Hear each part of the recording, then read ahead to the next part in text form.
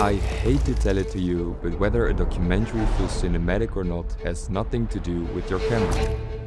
Everyone's chasing the cinematic look these days, but almost no one understands where it actually comes from. It's intention. In a cinematic video, every frame should mean something, and when it's done right, the viewer will feel something they just can't explain. In this video, I'm breaking down how we made this short documentary about the Twisties in gymnastics. I'll show you exactly how intention shaped every single decision we made.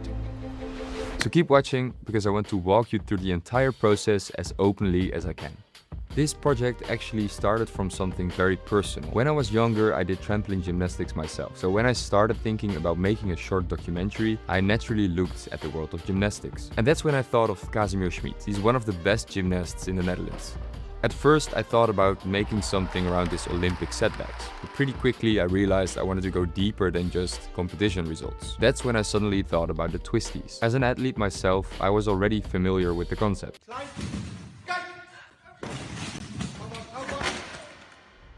The Twisties are a phenomenon where the connection between the mind and the body suddenly disappears during a skill, mid-air. What made Casimir story so strong was that there were two storylines happening at the same time. On one side, there was a disappointment of not being selected for the Olympic Games twice. And on the other side, there was this invisible internal battle.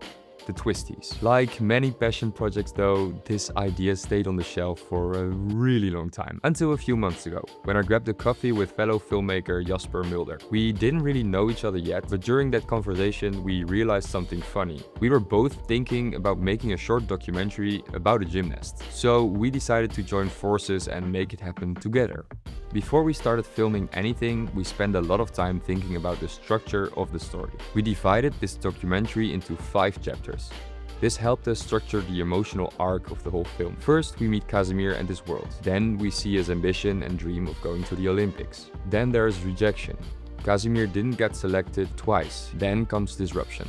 The moment where things start to fall apart and when the Twisties appear. After that comes reflection, where he tries to understand what happened. Finally, there's an evolution, where he grows through that struggle and finds a new balance. Almost every story or movie follows a similar arc.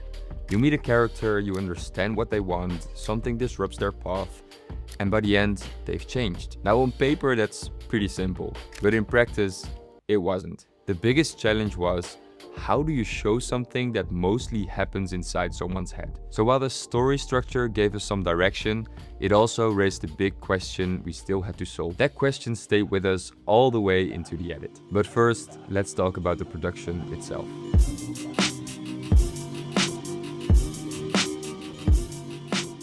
This entire film was shot on the Sony FX3 and FX6, together with the Typok Chimera C Cine lenses. Typok actually sent me this lens set to test it out. Just to be clear, this isn't a paid review. I ended up loving these lenses. The set consists of 5 lenses, 21, 28, 35, 50, and 75mm. They're all T1.5, which gives you a beautiful depth of field and great performance in low light. Another thing I really like is the size. They're extremely compact, which makes them perfect for lightweight setups like the FX3 and for working with a small crew. But what stood out the most to me was obviously the character of the image. They have a subtle softness, beautiful bokeh and really pleasing flares. Nothing too extreme, but just enough character to make the image feel a bit less digital and more cinematic and organic. If you're curious about them, I'll leave a link in the description. For the interview, we used 3 different camera angles. One FX6 with a 35mm as the main angle, a second FX3 with a 50mm from slightly above and from the side,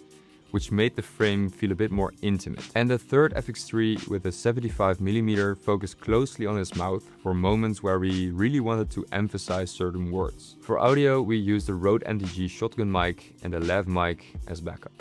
For the lighting, we had help from my buddy Rick Ubink. Rick knows a crazy amount about light, and he's also just a great guy to have on set. Since we already knew the interview would be in black and white, we could really focus on getting the lighting just right. The main light was a large softbox, placed on the left side of Casimir's face, on the far side from the camera. That way we're filming the shadow side of his face, which creates stronger contrast and gives the image a more cinematic look. Then we also added an LED panel from above. aimed slightly at the back of his head. This created a subtle rim light that separated him from the background. We also placed a tube light on the background. This helped lift it from black to a softer gray tone. And finally, we added a small eye light. Without it, the eyes can look a little bit flat. But with that little reflection, the audience naturally focuses more on the emotion in someone's face. Before we dive into the interview, I want to quickly introduce Jasper Mulder. Jasper is a filmmaker who has created several documentaries. And for this project, I asked him to join because of his experience with interviews and storytelling. Since this is really his area of expertise, I'll let Jasper take over from here and talk you through how he approached the interview with Casimir. When you're making a documentary like this, the interview is everything. Most of the story will come from the person sitting in front of you. So the way you prepare and guide that conversation, it really matters. One of the first things I always do is a pre-conversation, and it helps you understand where the story might go. You learn about the timeline, the important moments, and the emotional parts of the story. Another important step is doing research about your character. Before the interview, I make sure I know who I'm talking to and what they've been through. And you want to show genuine interest. If someone feels like you didn't even take the time to learn about this story, it really becomes much harder for them to fully open up. On the day of the interview, it's really important to make sure the main character feels comfortable. When we filmed this interview, we didn't start by immediately putting cameras in his face. Instead, we actually had lunch together. It really gives you time to get to know each other and actually create a relaxed atmosphere. And the same goes for the questions that you ask. Don't start with the heaviest questions right away. Start light, slowly build towards the deeper parts of the story. And if you do this well, the person actually might forget that there are cameras pointed at him. One important rule though, during interviews, never interrupt. Always let someone finish their thoughts. Sometimes the most honest and interesting moments, they come right after a short pause. Yeah, it's never happening like that, unfortunately. It also helps to switch between two types of questions. Information questions help you understand what happened, but emotional questions, they help you understand how it felt. And that's actually where the real connection with the viewer happens. The most valuable technique I hold on to during an interview is rephrasing the answers. When asking the question for the first time, I let Casimir answer however he wants to. It makes space for the character to explore their thoughts and then come to a final answer, which will be much more useful for the final edit than the initial answer that he gave. Finally, one of the most important skills during an interview is simply listening. Don't just focus on your next question, but actually pay attention to what the person is telling you. After the interview, we also filmed some scenes in the studio. Some stylistic shots of Casimir that we could use to introduce him to the viewer. Sometimes I decided to flip the image to create this sense of disorientation that of course symbolizes the Twisties. After we finished the shoot in the studio, we filmed scenes in the gym during a real training session. Most of these shots were fly-on-the-wall moments, simply observing Casimir while he was training. I'll be honest, for me, this was a bit of a challenge. I usually like to have a certain level of control over a situation, thinking about the light, about the composition, and how a scene unfolds. But during a real training session, you have to work with the light that's already there. You have to adapt quickly, and you have to make sure you're not in the way of the people actually using the space. Wow. Old school.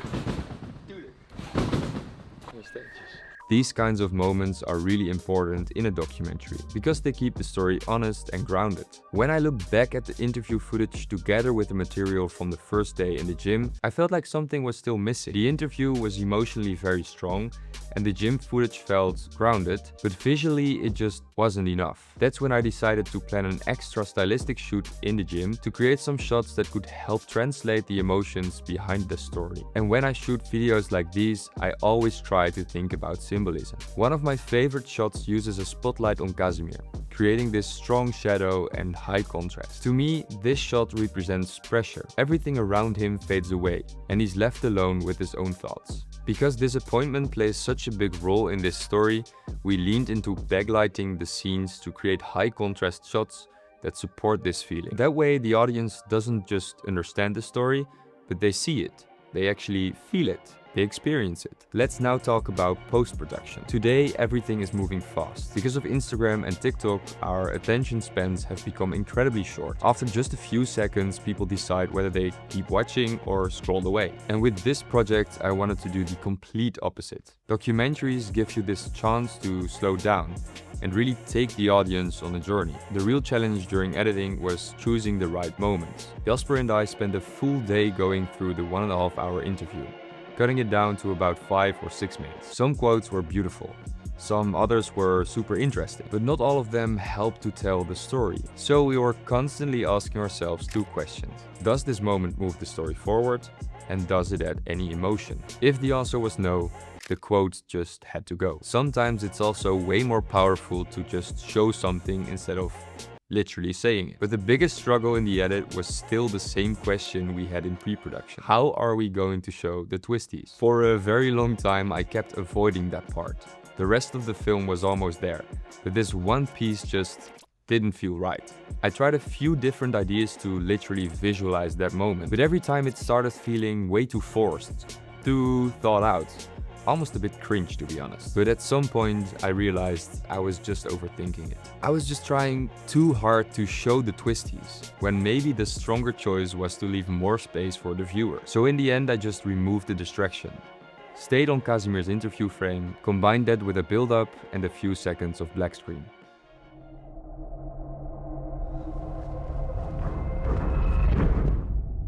Weirdly enough, that ended up being way more powerful. It creates curiosity, and sometimes that's much stronger than showing everything literally. Let's now talk about the color grading process. I shot everything in Sony S-Log 3. In post, I convert this footage to Rec 709, and from there I start building a creative look. If you like the colors of this film, let me know in the comments and maybe I'll release some of my LUTs and workflows very soon. One important stylistic choice in this documentary was using black and white. The main reason was focus. By removing color, there are fewer visual distractions, which allows the viewer to focus more on the emotion in Casimir's face. But of course, it also was just a stylistic choice. Black and white just felt right for this story. But in a way, it also reflects the relationship between mind and body. The mind and body can sometimes feel like opposite forces, almost like black and white. But at the same time, when they work together, they create balance. Let's now talk about some of the effects we used in this film. Everything was handmade.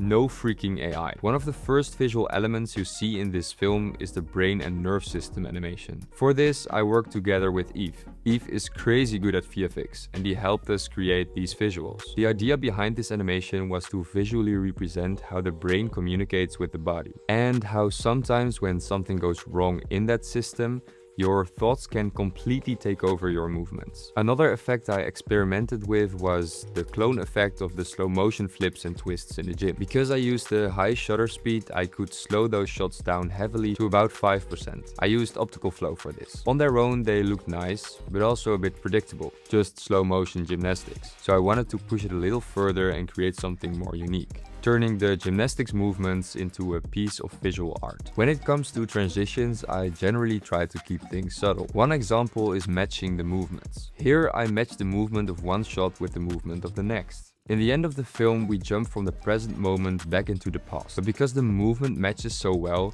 the transition still feels very natural. So transitions aren't just visual tricks. They can actually help you to tell your story. Sound is just as important as the visuals in a film like this. When I first started filmmaking, I treated music as something I just added at the end. But over time, I realized something. The moment you stop adding music afterwards and instead start building your films around the music, everything changes.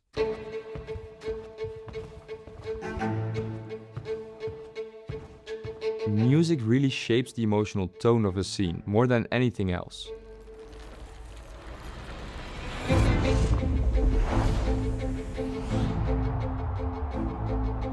For this documentary, I used music from MusicBed. They have a huge library of music made by real artists, which makes it much more easy to find songs that actually carry emotion. They also offer sound effects now, which is really helpful. I often use whooshes to support movement or smooth out transitions. Risers are great for slowly building tension towards an important moment in the story. Impacts or hits help certain moments land harder.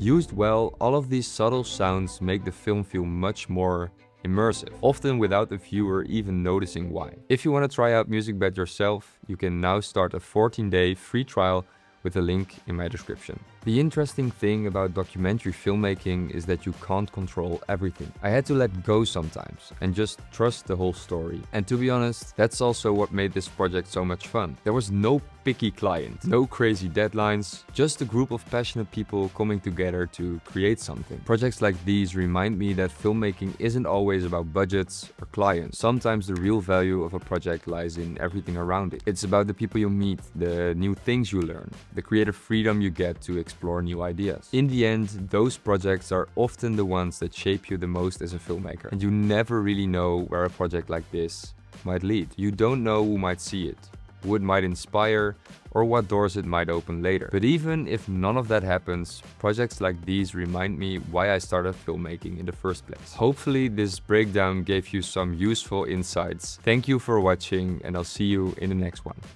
Ciao.